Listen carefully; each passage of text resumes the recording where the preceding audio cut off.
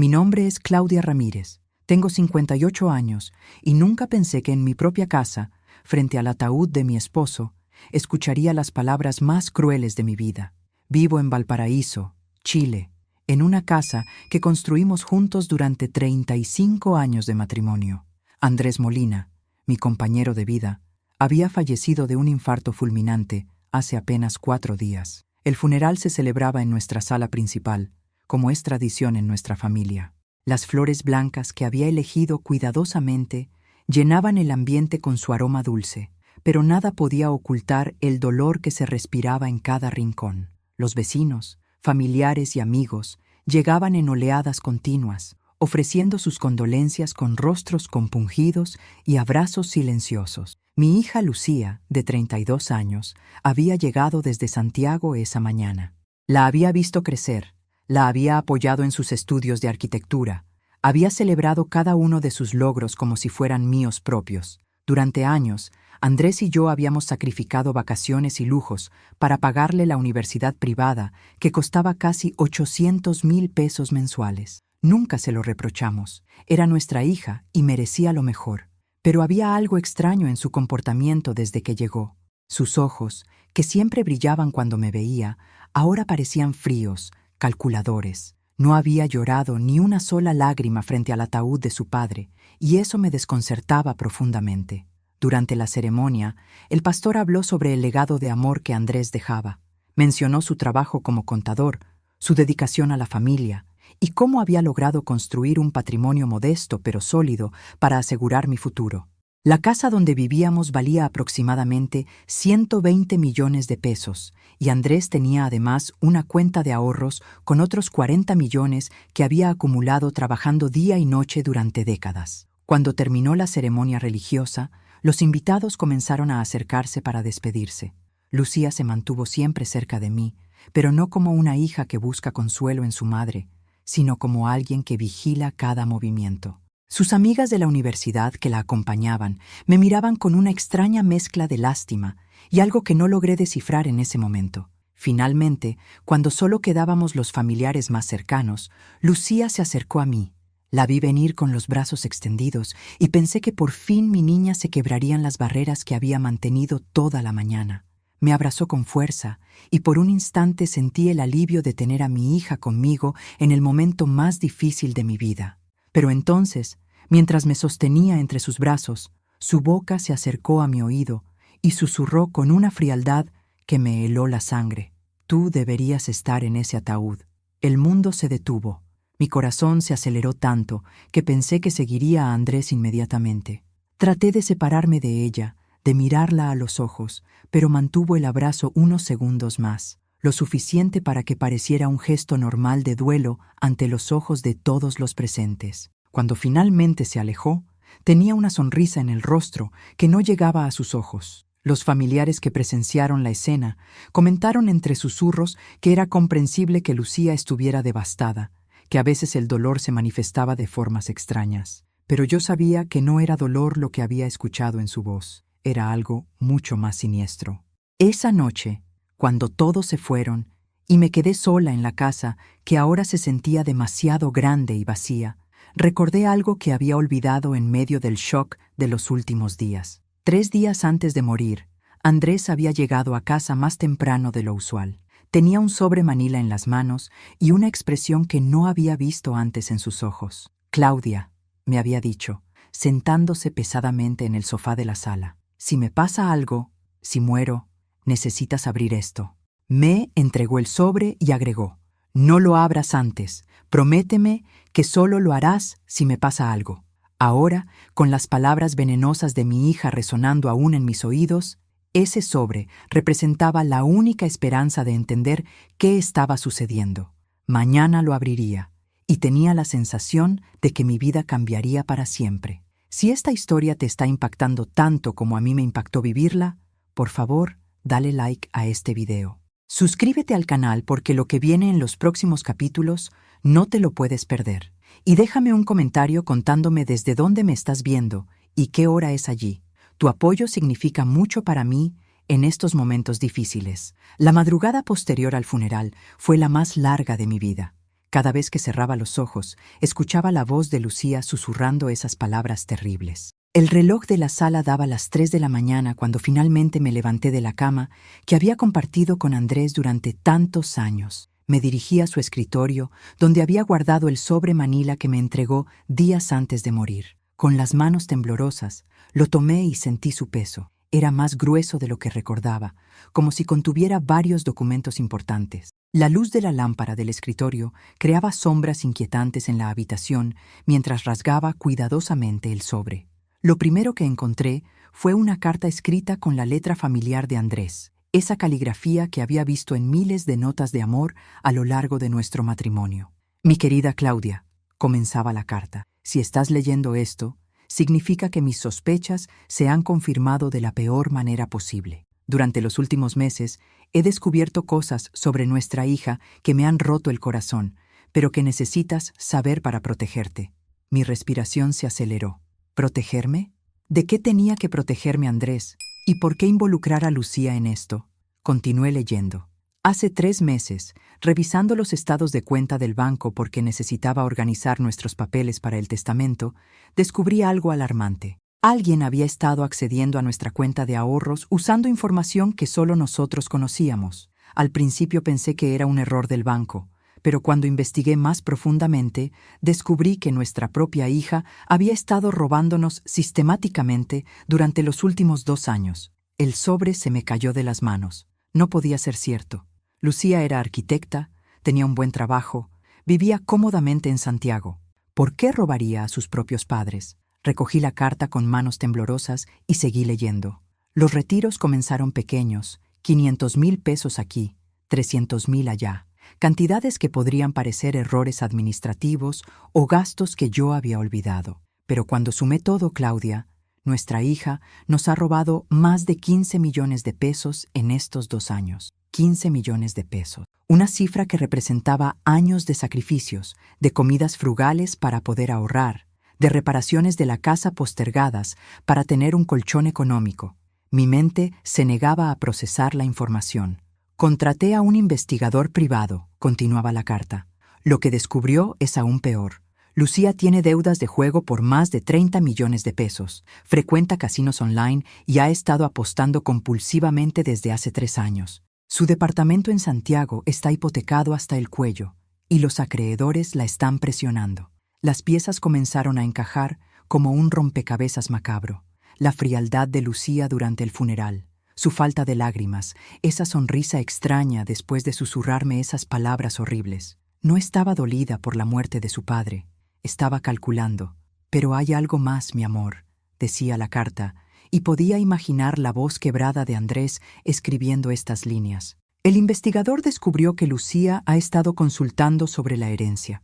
Ha visitado a 3 abogados diferentes en los últimos meses, preguntando sobre los derechos de los hijos cuando los padres mueren, sobre impugnación de testamentos y sobre cómo acelerar procesos sucesorios. Mi corazón se detuvo. Mi propia hija había estado planeando nuestra muerte. No había sido el dolor hablando en el funeral. Había sido su verdadero deseo, expresado en el momento que creía más seguro. Claudia, he cambiado nuestro testamento, continuaba Andrés. He dejado todo a una fundación benéfica, con la condición de que tú recibas una renta vitalicia que te permita vivir cómodamente hasta tus últimos días. Lucía no recibirá ni un peso hasta que demuestre que ha superado su adicción al juego y ha pagado todas sus deudas con dinero ganado honestamente. Lágrimas de shock y dolor corrían por mis mejillas. En el sobre también había copias de los estados de cuenta bancarios con las transacciones marcadas en rojo, fotografías de Lucía entrando y saliendo de casinos, reportes del investigador privado y una copia del Nuevo Testamento. Todo estaba ahí, documentado meticulosamente. Mi esposo había descubierto que nuestra única hija nos había estado robando y había estado deseando nuestra muerte para cobrar una herencia que ya no existía. El teléfono sonó sobresaltándome. En la pantalla apareció el nombre de Lucía. Eran las 4 de la madrugada. ¿Por qué llamaría a esta hora? Con manos temblorosas, contesté. Mamá, su voz sonaba dulce, demasiado dulce. No puedo dormir pensando en papá. ¿Podemos hablar mañana sobre los trámites? Sé que es doloroso, pero hay cosas que necesitamos revisar juntas. Claro, hija, respondí, tratando de mantener mi voz firme. Ven mañana en la tarde. Cuando colgué, supe que había comenzado una guerra. Una guerra en la que mi propia hija era el enemigo, y donde yo tenía todas las cartas ganadoras gracias a la previsión de Andrés. Pero también sabía que Lucía no se rendiría fácilmente cuando descubriera que sus planes habían fracasado. Al día siguiente, Lucía llegó puntualmente a las 3 de la tarde. Traía consigo un maletín de cuero negro y esa sonrisa que ahora reconocía como completamente falsa. Se había vestido de luto riguroso, con un vestido negro elegante y zapatos bajos, interpretando perfectamente el papel de la hija doliente. «Mamá», me dijo, abrazándome en la entrada, «sé que esto es muy difícil para ti, pero necesitamos ser fuertes y organizarnos». La invité a pasar a la sala, donde habíamos velado a Andrés apenas 2 días antes. Aún se sentía su presencia en cada rincón, y yo llevaba sus documentos escondidos en el bolsillo de mi delantal como un escudo protector. «He estado pensando», comenzó Lucía, abriendo su maletín y sacando una carpeta, «que deberíamos acelerar los trámites de sucesión. Es mejor resolver todo rápidamente para que no tengas que preocuparte por papeleos durante tu duelo». Sus palabras sonaban consideradas, pero yo ahora podía ver la urgencia desesperada detrás de cada gesto. Sabía exactamente por qué quería acelerar todo. Sus acreedores la estaban presionando. «¿Qué propones exactamente?», le pregunté, manteniéndome en mi papel de viuda vulnerable. «Bueno», dijo, desplegando varios documentos. «He consultado con un abogado amigo y me dice que lo más conveniente sería que me nombraras como tu apoderada legal. Así podría manejar todos los trámites por ti, vender la casa si es necesario para que tengas liquidez y asegurar tus ingresos futuros». Vender la casa, por supuesto. 120 millones de pesos que podrían resolver instantáneamente sus problemas de deudas. También, continuó, sería bueno revisar las cuentas de papá. Necesitamos saber exactamente cuánto dinero hay disponible para organizar tus finanzas. «Lucía», le dije suavemente, «¿tú crees que tu padre me habría dejado desprotegida?» Por primera vez, vi un destello de incertidumbre en sus ojos. «No, claro que no, mamá. Solo quiero asegurarme de que sepas manejar todo. Tú nunca te ocupaste de los números. Era cierto que Andrés manejaba las finanzas, pero yo no era la anciana indefensa que Lucía creía. Había trabajado como secretaria administrativa durante 20 años antes de dedicarme por completo al hogar. «Hija», le dije, decidiendo probar las aguas, «hay algo que me preocupa. Ayer, revisando algunos papeles de tu padre, encontré movimientos bancarios extraños, retiros que no reconozco». La transformación fue instantánea. Su rostro se endureció por una fracción de segundo antes de recomponerse, pero fue suficiente. La máscara había caído momentáneamente. «¿Qué tipo de movimientos?», preguntó, y su voz había perdido toda la dulzura anterior. «Retiros por 500,000, 800,000 pesos, varios durante el año pasado». «Ay, mamá», dijo, forzando una risa. «Probablemente eran gastos médicos de papá, o inversiones. Los hombres mayores a veces hacen movimientos que no comentan con sus esposas». «¿Gastos médicos de casi 15 millones de pesos?», pregunté directamente. Esta vez no pudo ocultar su shock. Se puso pálida y sus manos comenzaron a temblar ligeramente. Había confirmado que conocía la cifra exacta. «Mamá, yo no sé de dónde sacas esas cifras, pero si hay dinero faltante, tal vez papá tenía deudas que no conocíamos. O tal vez», dije, levantándome y caminando hacia la ventana, «alguien que tenía acceso a nuestras cuentas estaba robando a su propia familia». El silencio que siguió fue ensordecedor. Cuando me volteé, Lucía me miraba con una expresión que nunca había visto antes. Ya no era mi hija, era una extraña peligrosa. «¿Qué estás insinuando exactamente?». Su voz era ahora fría como el hielo. «No estoy insinuando nada, Lucía. Estoy afirmando que tú has estado robándole dinero a tu padre y a mí durante 2 años». Se levantó bruscamente, derribando algunos papeles de la mesa. «¿Cómo te atreves? Soy tu hija. Acabo de perder a mi padre y tú me acusas de ser una ladrona». «Una ladrona con deudas de juego por 30 millones de pesos», agregué, sacando las fotografías del investigador privado de mi bolsillo. Cuando vio las imágenes de ella entrando y saliendo de casinos, su furia se transformó en algo mucho más peligroso. Desesperación calculada. «Está bien», dijo, con una calma que me aterrorizó. «Supongamos que es cierto. Supongamos que necesitaba dinero. ¿Acaso no tengo derecho a mi herencia? ¿No sacrifiqué yo también años cuidándolos? ¿Cuidándonos? Lucía, en los últimos 5 años has venido a visitarnos menos de 10 veces, porque ustedes nunca entendieron mi vida, siempre criticando mis decisiones, siempre juzgándome. Nunca te juzgamos por nada, hija, te apoyamos en todo. ¿Apoyo? Me hicieron sentir culpable por cada peso que me dieron para la universidad, siempre recordándome lo que costaba, lo que sacrificaban.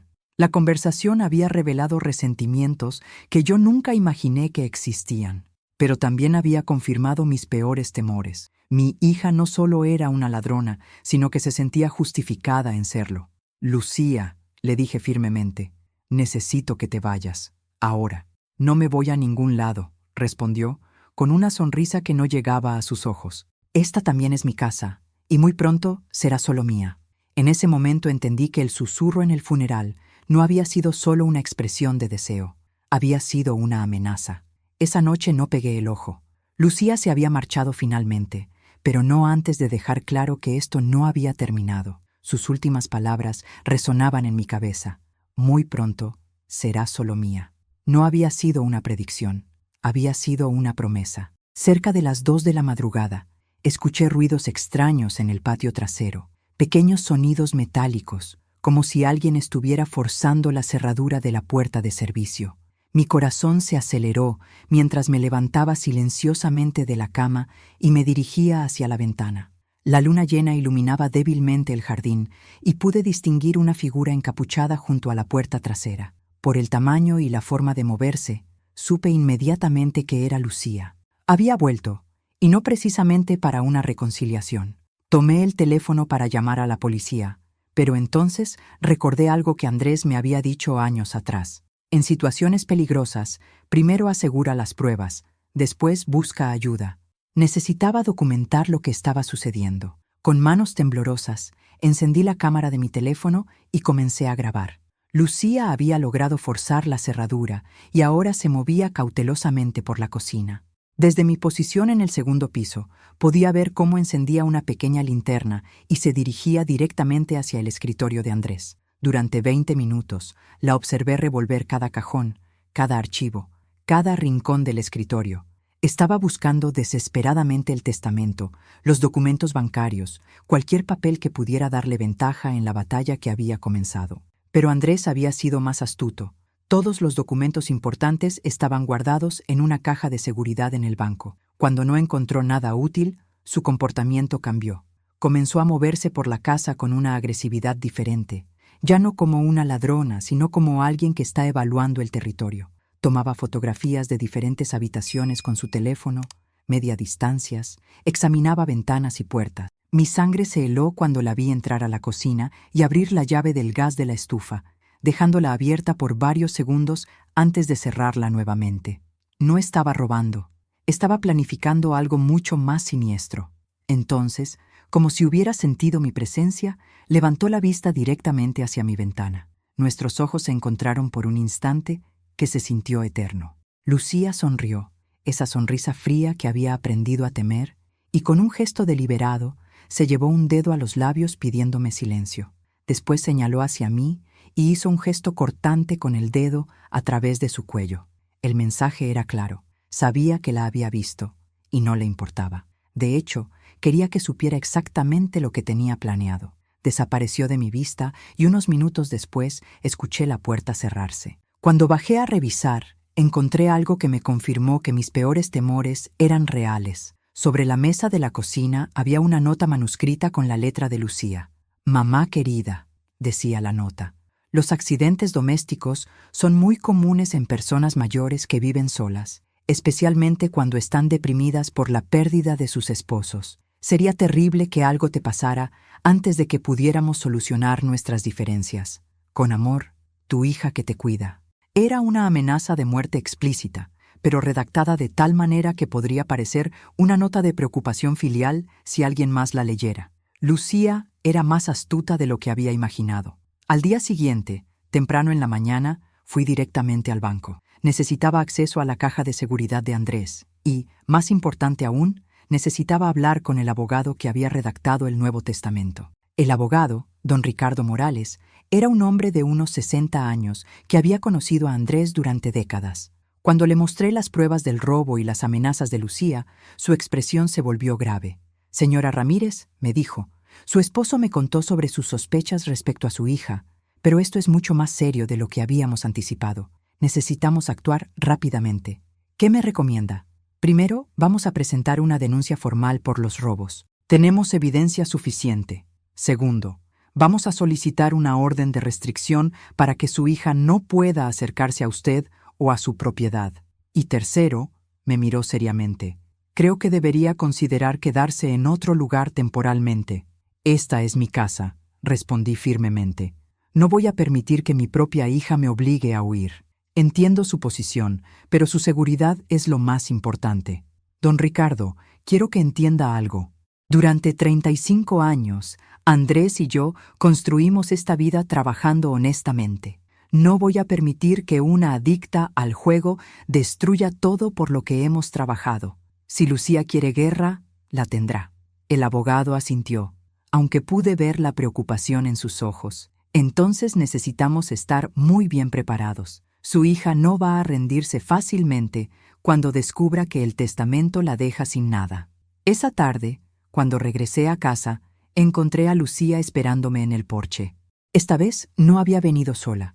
Un hombre alto y musculoso la acompañaba, alguien que definitivamente no era de nuestra familia. «Mamá», me dijo con esa sonrisa falsa, «quiero presentarte a un amigo. Creo que es hora de que tengamos una conversación más seria sobre nuestro futuro». El hombre que acompañaba a Lucía tenía todas las características de alguien peligroso: alto, fornido, con cicatrices en las manos y una mirada que me evaluaba como si fuera una presa. Se presentó como Marco, sin dar apellido, y por la forma en que Lucía se comportaba a su lado, era evidente que no era exactamente un amigo. «Mamá», comenzó Lucía una vez que entramos a la sala, «Marco aquí representa a algunas personas con las que tengo compromisos financieros pendientes». Marco se sentó sin ser invitado, ocupando el sillón favorito de Andrés de una manera que se sintió como una profanación. Sus ojos recorrían la casa evaluando cada objeto, cada mueble, calculando valores. «Señora Ramírez», habló Marco con una voz sorprendentemente educada, «entiendo que recientemente enviudó.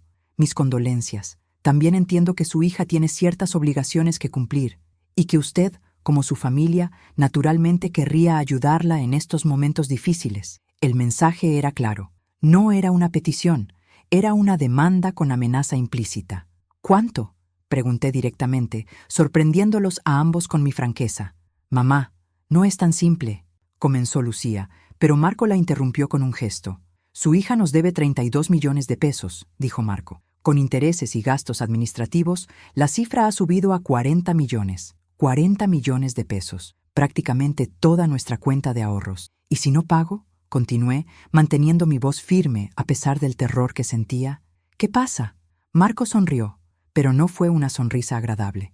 «Bueno, los accidentes pueden suceder, especialmente a personas mayores que viven solas en casas tan grandes. Caídas por las escaleras, problemas con el gas, incendios eléctricos. La vida es muy frágil, ¿no le parece?». Lucía no dijo nada, pero tampoco protestó por las amenazas directas contra mi vida. Mi propia hija estaba sentada ahí, permitiendo que un criminal me amenazara de muerte. «Entiendo», respondí. «¿Y cuál es el plazo?».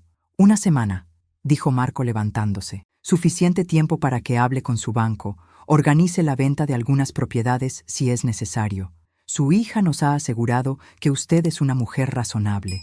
Después de que se fueron, me quedé sola en la sala, temblando de rabia más que de miedo.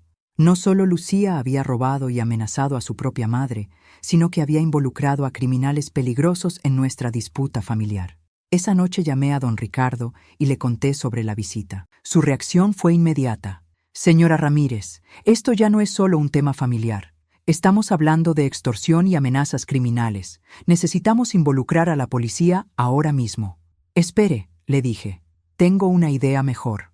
A la mañana siguiente, contraté mis propios servicios de seguridad.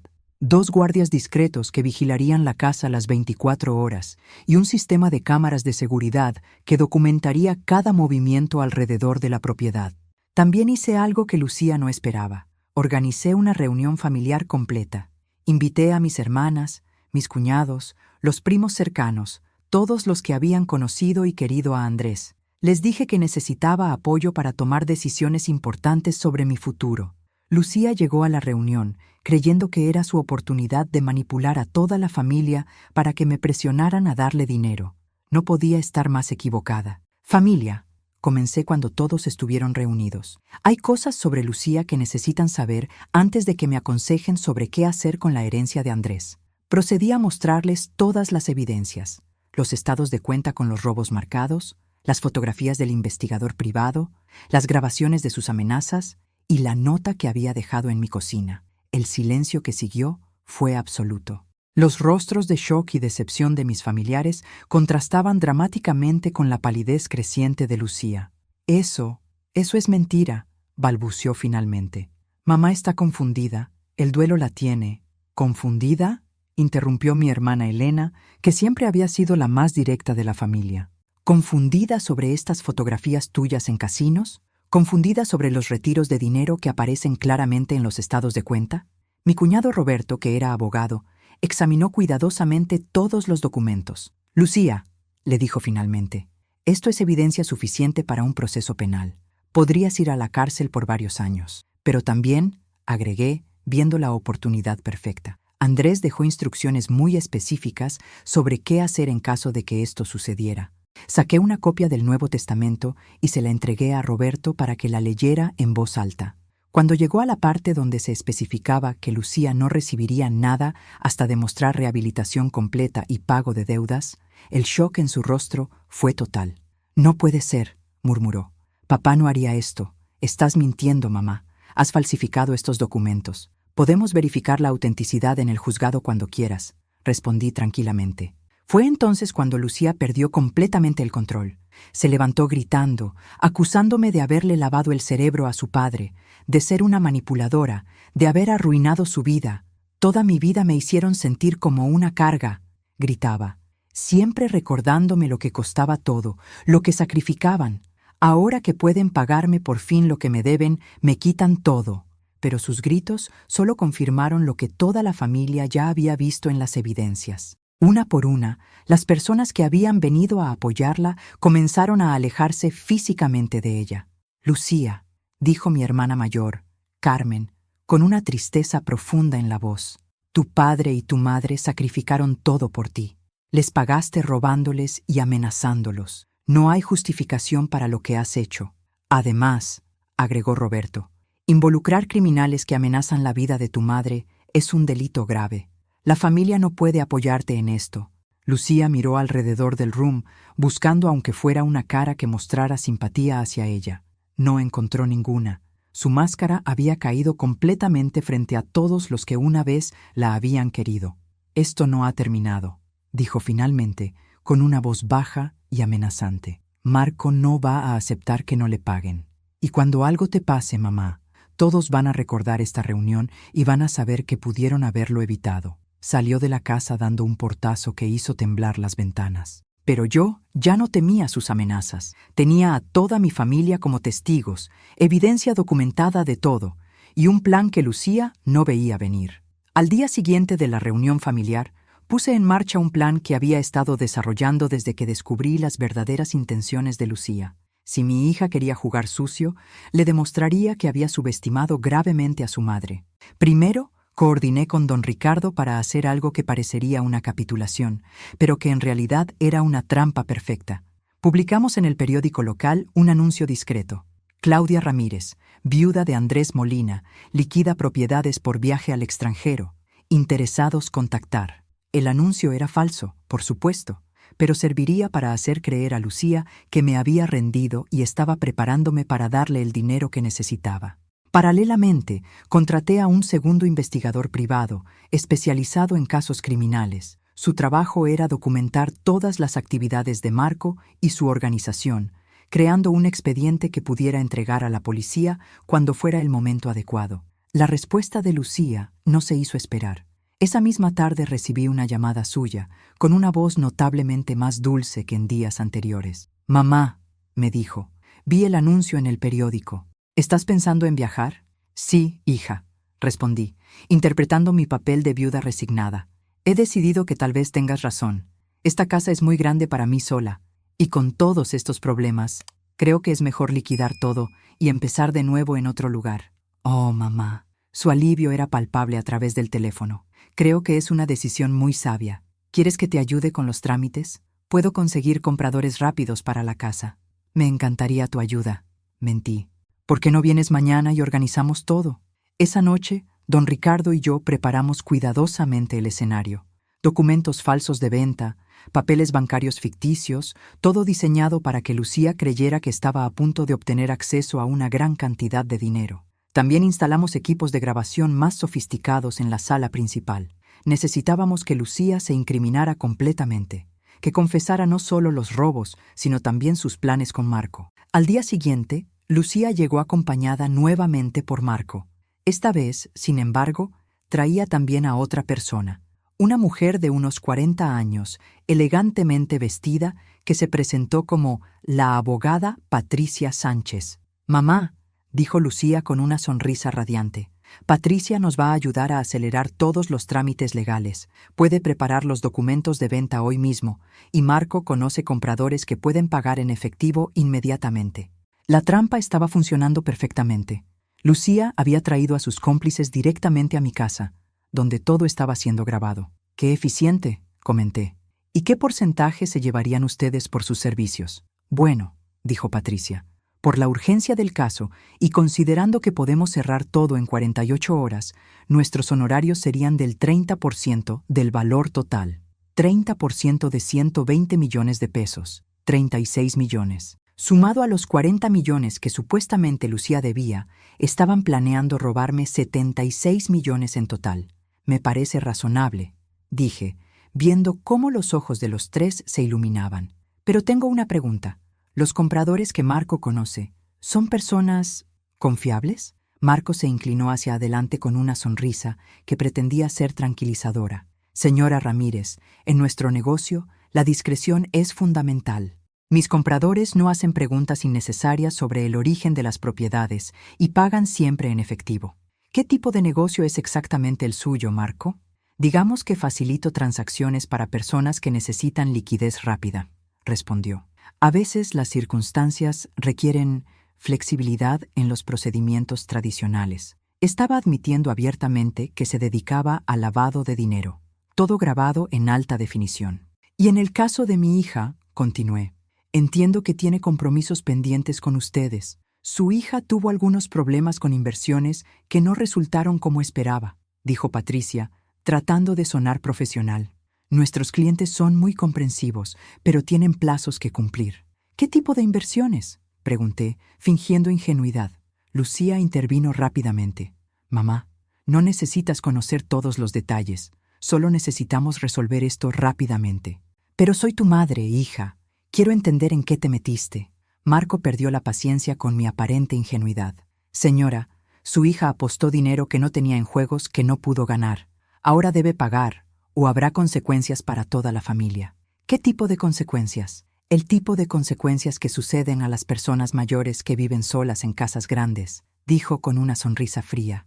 «Accidentes domésticos, problemas de salud súbitos, ese tipo de cosas». «Perfecto. Amenaza de muerte explícita, grabada y con testigos». «Entiendo», respondí, levantándome lentamente. «Creo que ahora entiendo perfectamente la situación». Caminé hacia la ventana y, como habíamos acordado, ajusté las cortinas de una manera específica. Era la señal que habíamos convenido.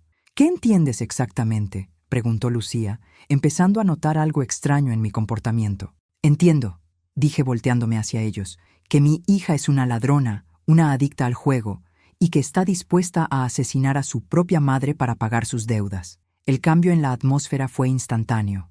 Los tres se pusieron tensos, y Marco instintivamente llevó su mano hacia algo bajo su chaqueta. «También entiendo», continué, «que ustedes tres han confesado múltiples delitos en los últimos 20 minutos, todo grabado en video y audio de alta calidad». En ese momento, las puertas de la casa se abrieron simultáneamente y entraron 6 oficiales de policía fuertemente armados, seguidos por don Ricardo y el fiscal que había estado coordinando la operación desde el principio. Lucía Molina, Patricia Sánchez y Marco Rodríguez, dijo el oficial a cargo, quedan arrestados por extorsión, amenazas de muerte, fraude y asociación ilícita. La expresión en el rostro de Lucía cuando se dio cuenta de que había sido completamente engañada fue algo que jamás olvidaré. No era solo shock, era la comprensión total de que había subestimado gravemente a la mujer que la había criado. «Mamá», balbuceó mientras los oficiales le colocaban las esposas. «¿Qué has hecho?» «Lo que tu padre habría hecho», respondí firmemente. «Proteger a nuestra familia de los criminales, incluso cuando uno de esos criminales eres tú». Marco intentó resistirse al arresto, confirmando mis sospechas de que portaba un arma. Los oficiales lo redujeron rápidamente y durante la requisa encontraron no solo una pistola sin registro, sino también drogas suficientes para agregar tráfico de narcóticos a sus cargos. Patricia, la supuesta abogada, resultó ser una estafadora profesional con múltiples identidades falsas y órdenes de captura pendientes en 3 regiones diferentes. Su participación en el plan de Lucía la había puesto directamente en manos de la justicia. El fiscal, don Carlos Mendoza, me explicó que la operación había sido un éxito completo. «Señora Ramírez, la evidencia que hemos recopilado es abrumadora. Su hija y sus cómplices enfrentan cargos que podrían significar entre 8 y 15 años de prisión». «¿Y el dinero que robó?», pregunté. «Con las cuentas bancarias congeladas y los bienes decomisados de la organización de Marco, deberíamos poder recuperar la mayor parte de los fondos robados. Será un proceso legal, pero tiene muy buenas posibilidades». Esa noche, por primera vez en semanas, dormí tranquila. La casa se sentía segura nuevamente. Y aunque el dolor de saber que mi propia hija había planeado matarme seguía siendo agudo, había una sensación de justicia que Andrés habría aprobado. Al día siguiente, los medios locales cubrieron la historia. «Red criminal desmantelada por viuda valiente» fue el titular del periódico principal. La historia resonó en toda la comunidad, no solo por la valentía que había demostrado, sino porque exponía un problema creciente: las adicciones al juego que destruían familias enteras. Recibí cientos de cartas de apoyo, muchas de ellas de mujeres mayores que habían enfrentado situaciones similares con familiares adictos. Una en particular me conmovió profundamente. «Señora Ramírez, mi hijo también se volvió adicto al juego online durante la pandemia. Perdió la casa, el negocio, y cuando ya no tenía más que perder, comenzó a presionarnos a mi esposo y a mí.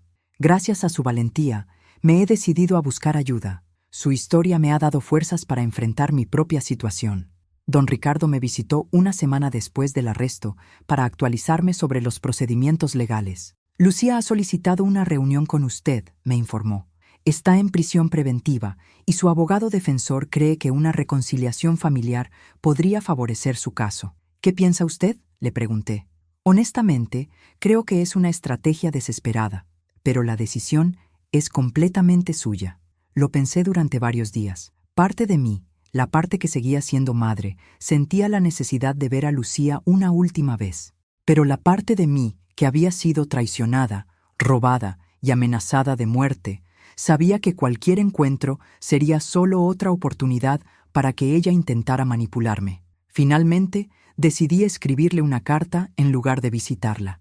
Necesitaba decir ciertas cosas, pero en mis propios términos. «Lucía», escribí, «durante 32 años fui tu madre. Te alimenté, te vestí, te eduqué y sacrifiqué mis propios sueños para darte las oportunidades que yo nunca tuve. Tu padre trabajó 18 horas diarias durante años para pagar tu educación universitaria. En respuesta, nos robaste, nos mentiste y planeaste nuestras muertes. No solo nos traicionaste como padres, sino como seres humanos que te habíamos dado todo nuestro amor. La adicción al juego puede ser una enfermedad, pero robar a tu familia y amenazar de muerte a tu madre son decisiones conscientes que reflejan quién eres realmente. No voy a visitarte en prisión, no voy a apoyarte en tu juicio, y no voy a heredarte ni un peso cuando yo muera. Tomaste tus decisiones y ahora debes enfrentar las consecuencias. El testamento de tu padre permanecerá tal como él lo dejó.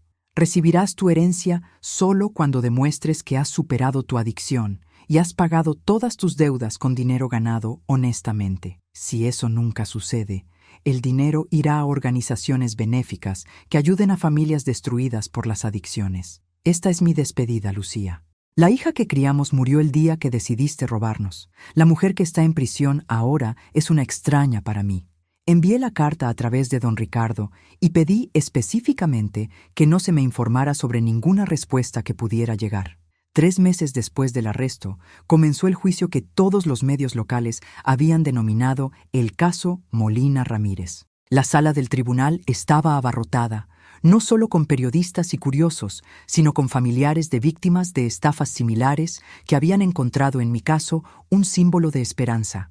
Decidí testificar personalmente, a pesar de los consejos de don Ricardo de evitar el estrés emocional. Necesitaba mirar a Lucía a los ojos una última vez y decirle la verdad frente a todos. El día de mi testimonio, llegué al tribunal vestida con el traje azul marino que Andrés me había regalado para nuestro 30º aniversario de bodas. Quería que él estuviera presente de alguna manera en este momento crucial. Lucía estaba sentada en la mesa de los acusados, flanqueada por sus 2 abogados defensores. Había perdido peso durante su tiempo en prisión preventiva, y su cabello, que siempre había sido su orgullo, ahora se veía opaco y descuidado. Cuando nuestros ojos se encontraron, no vi remordimiento en su mirada, solo resentimiento. El fiscal Mendoza me guió a través de mi testimonio de manera meticulosa. Comenzamos con los antecedentes familiares, como Andrés y yo habíamos trabajado durante décadas para construir nuestro patrimonio, los sacrificios que habíamos hecho para educar a Lucía y la relación aparentemente normal que habíamos mantenido hasta descubrir los robos. Señora Ramírez, preguntó el fiscal, ¿cuándo comenzó a sospechar que algo estaba mal? Cuando mi esposo me entregó ese sobre 3 días antes de morir, respondí, mi voz firme a pesar de la emoción. Me dijo que solo lo abriera si algo le pasaba. En ese momento, no entendí por qué, pero ahora sé que él ya había descubierto lo que nuestra hija nos estaba haciendo. ¿Puede describir sus sentimientos cuando leyó el contenido del sobre?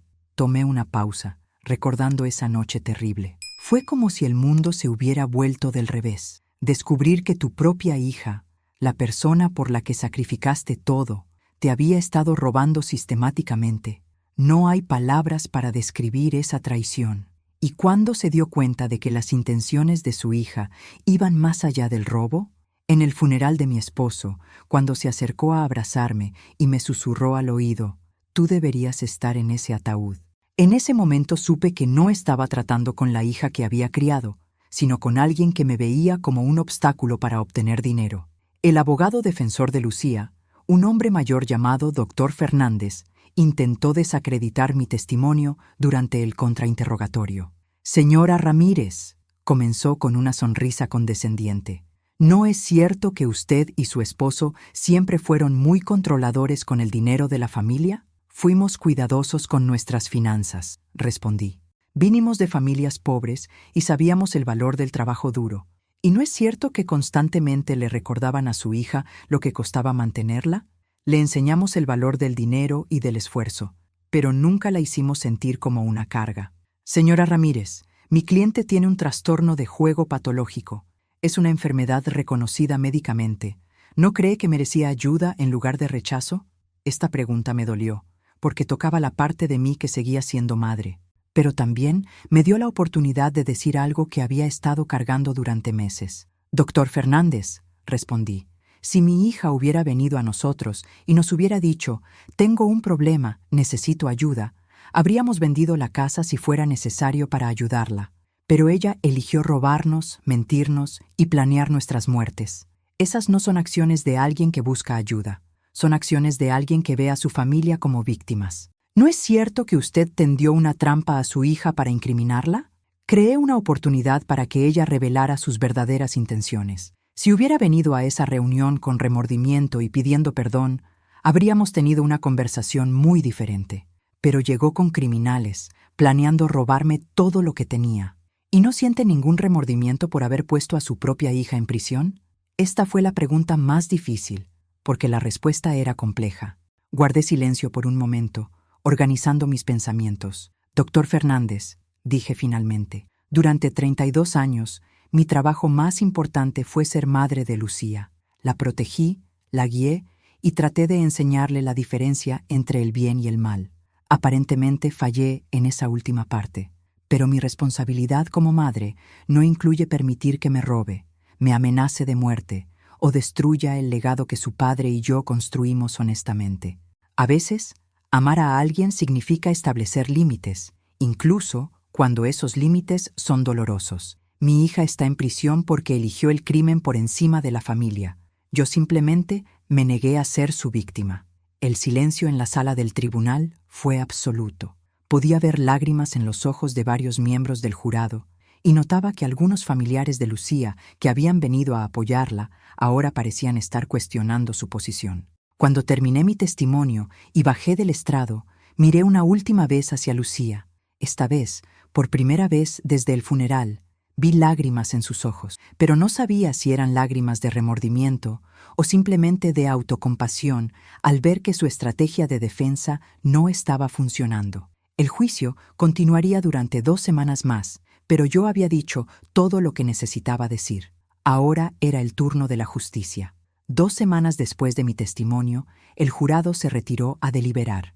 Durante las 14 horas que duró la deliberación, me quedé en casa, incapaz de concentrarme en nada más que en el reloj de la pared de la sala. Don Ricardo me había advertido que los veredictos en casos familiares complejos podían ser impredecibles, ya que los jurados a menudo luchaban entre la evidencia legal y las emociones humanas. El teléfono sonó a las 7 de la tarde. Era don Ricardo con noticias que cambiarían todo. Claudia, su voz sonaba extrañamente tensa. Necesito que venga al tribunal inmediatamente. El jurado ha llegado a un veredicto, pero ha surgido algo inesperado. ¿Qué tipo de algo inesperado?, pregunté, sintiendo cómo mi estómago se contraía. Lucía quiere hacer una declaración antes de que se lea el veredicto. Dice que tiene información importante que podría cambiar todo el caso. Llegué al tribunal y encontré una escena caótica. Los medios se habían multiplicado y había rumores de que Lucía había decidido confesar algo que nadie esperaba.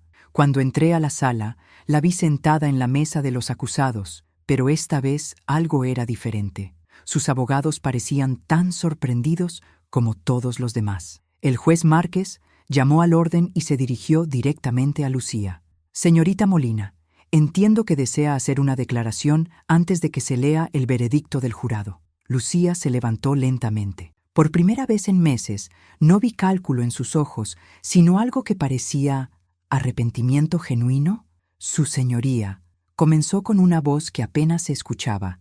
Quiero confesar algo que no le he dicho a nadie, ni siquiera a mis abogados. El silencio en la sala era ensordecedor. El fiscal Mendoza se veía tan confundido como todos los demás. Mi padre no murió de un infarto natural, continuó Lucía, y sentí como si el mundo se detuviera. Yo puse algo en su café la mañana que murió. Los gritos ahogados llenaron la sala del tribunal. Yo me aferré a los brazos de mi silla, tratando de procesar lo que acababa de escuchar. Mi esposo había sido asesinado por nuestra propia hija. ¡Orden!, gritó el juez, golpeando su martillo repetidamente.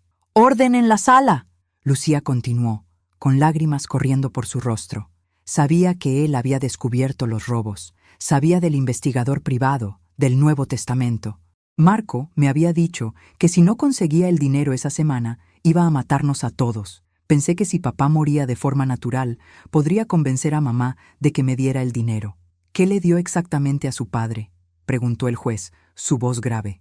Digitoxina, respondió Lucía. Robé las pastillas del corazón de don Hernán, nuestro vecino, y las molí en el café de papá. Sabía que simularía un infarto. Don Hernán había muerto 2 meses antes que Andrés, también de un ataque cardíaco. Nunca habíamos sospechado que su medicación hubiera desaparecido. ¿Por qué hace esta confesión ahora?, preguntó el fiscal, claramente trastornado por este giro inesperado. Porque durante estas semanas en prisión he tenido tiempo de pensar en lo que hice. Vi el testimonio de mi madre, vi el dolor en sus ojos y me di cuenta de que no solo robé dinero y amenacé a mi familia. Maté al hombre que me dio la vida, que trabajó día y noche por mí, que me amó incondicionalmente a pesar de todos mis errores. Lucía se volteó hacia mí, y por primera vez en años vi a mi hija real en sus ojos. «Mamá», me dijo, su voz quebrada por el llanto, «sé que no puedes perdonarme. Sé que he destruido todo lo que construiste con papá. pero necesitaba que supieras la verdad antes de pasar el resto de mi vida en prisión. Papá murió porque yo soy una cobarde que eligió el asesinato por encima de enfrentar las consecuencias de mis acciones. El juez suspendió inmediatamente la sesión y ordenó que se abriera una nueva investigación por homicidio. El caso que había comenzado como robos y amenazas ahora se había convertido en asesinato premeditado. Esa noche, en la privacidad de mi casa, lloré como no había llorado desde el funeral de Andrés, pero estas lágrimas eran diferentes. Lloraba por el esposo que había perdido, pero también por la hija que acababa de perder para siempre. Porque aunque Lucía finalmente había dicho la verdad, esa verdad había confirmado que la hija que criamos realmente había muerto hace mucho tiempo.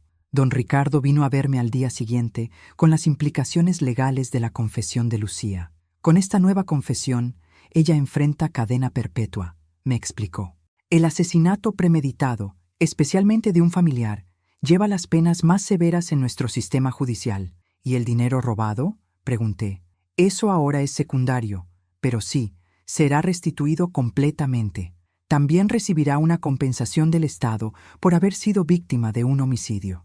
No quiero dinero del Estado, dije firmemente. Quiero que se done a organizaciones que ayuden a familias afectadas por adicciones al juego. 3 días después, Lucía se declaró culpable de todos los cargos, incluyendo el homicidio de su padre. La sentencia fue cadena perpetua sin posibilidad de libertad condicional por 25 años. No asistí a la lectura de la sentencia.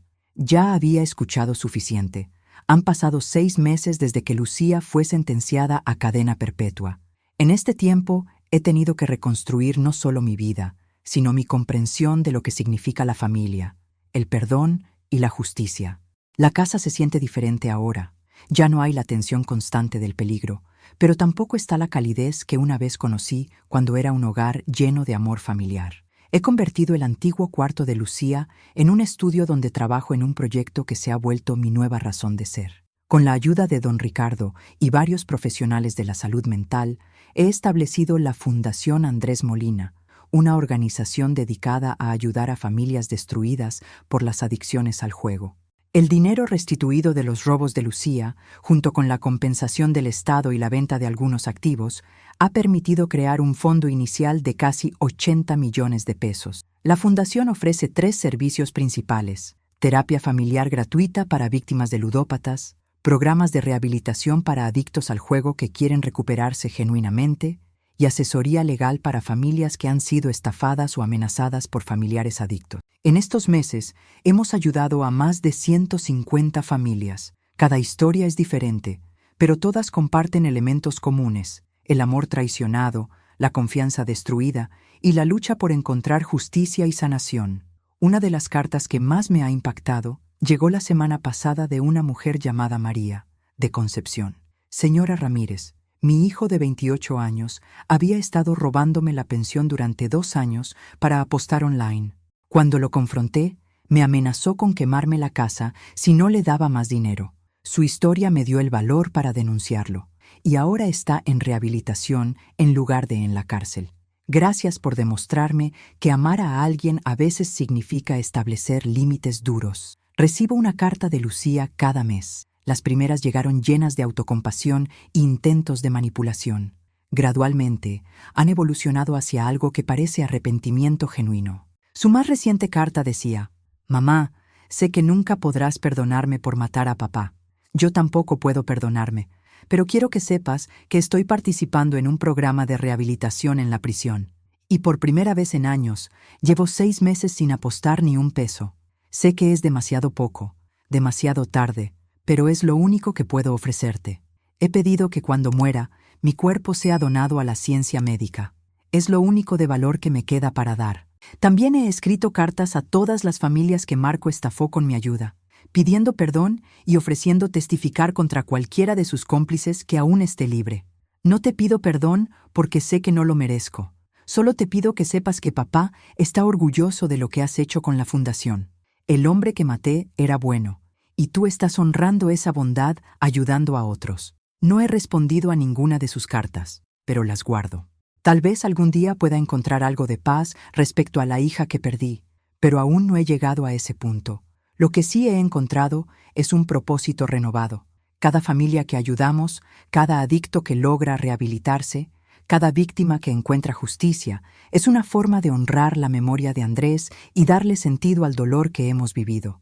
Ayer recibí una llamada que me llenó de esperanza. Era de un hombre llamado Carlos, cuya esposa había estado apostando secretamente durante 3 años y había perdido los ahorros familiares. En lugar de recurrir a amenazas o violencia, había decidido buscar ayuda en nuestra fundación. Señora Ramírez, me dijo, vi su historia en las noticias y pensé que tal vez usted podría entenderme. Amo a mi esposa, pero no sé cómo ayudarla sin permitir que destruya a nuestra familia.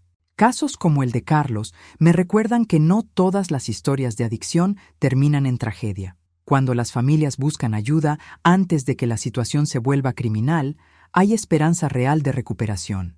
La Fundación ahora tiene 3 psicólogos especializados en adicciones, 2 trabajadores sociales y un equipo legal que trabaja pro bono para las familias que no pueden costear representación.